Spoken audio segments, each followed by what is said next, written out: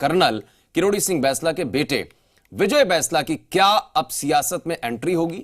चर्चा यह भी है कि विजय बैंसला लोकसभा चुनाव लड़ सकते हैं, तो कहीं चर्चा यह भी हो रही है कि उन्हें देवनारायण योजना का अध्यक्ष बनाया जा सकता है।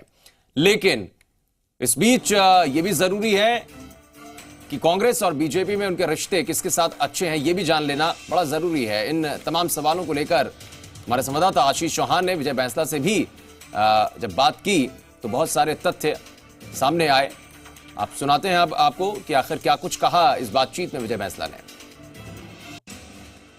गुर्जर आरक्षण आंदोलन अब खत्म हो चुका है। हमारे साथ विजय बैंसला है। अब तक किरोड़ी सिंह बैंसला को ही आपने देखा था आंदोलन में, लेकिन इस बार विजय बैंसला भी नजर आए हैं, उनके बेटे।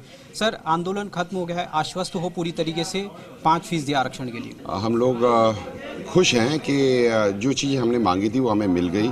इस सरकार से एक अश्योरेंस मिल गई जिससे कि हमारा 5% बना रहे, और इसलिए हम लोग सेटिस्फाइड हैं, अभी तक सेटिस्फाइड हैं।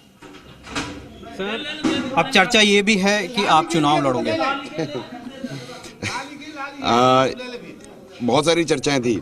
एक बार तो ये थी कि मैं चुनाव विधानसभा का मसूदा से लड़ रहा था बीजेपी से, फिर एक बार लगा कि मैं कांग्रेस से लड़ रहा था करौली से, फिर अभी थोड़े दिन पहले मुझे पता चला कि मैं देवनारायण बोर्ड का चेयरमैन बनने वाला हूं, और अब आप लोकसभा की बात कर रहे हैं। तो मैं आपको इस चैनल के माध्यम से एक ये बात बताना चाहता हूं कि अगर एक बेटा अपने पिताजी की मदद करने के लिए उनकी लाठी थामे तो इसमें तो कोई पॉलिटिक्स होती नहीं है। सबसे इम्पोर्टेंट बात यह है कि जो आज 5% का कागज़ जो हमें मिला है वो लोगों के लिए एक बिल होगा, लेकिन हमारे लिए गीता है, सेंसिटिव चीज़ है, स्पिरिचुअल चीज़ है, क्योंकि इससे हमारे आने वाली नस्लें, आने वाले हमारे बच्चे, उनको बेनिफिट मिलेगा। हमारे लिए तो गीता से भी बढ़कर है। तो ये थे हमारे साथ विजय बैंसला, जिनका साफ तौर पर कहना है कि वे चुनाव नहीं लड़ेंगे।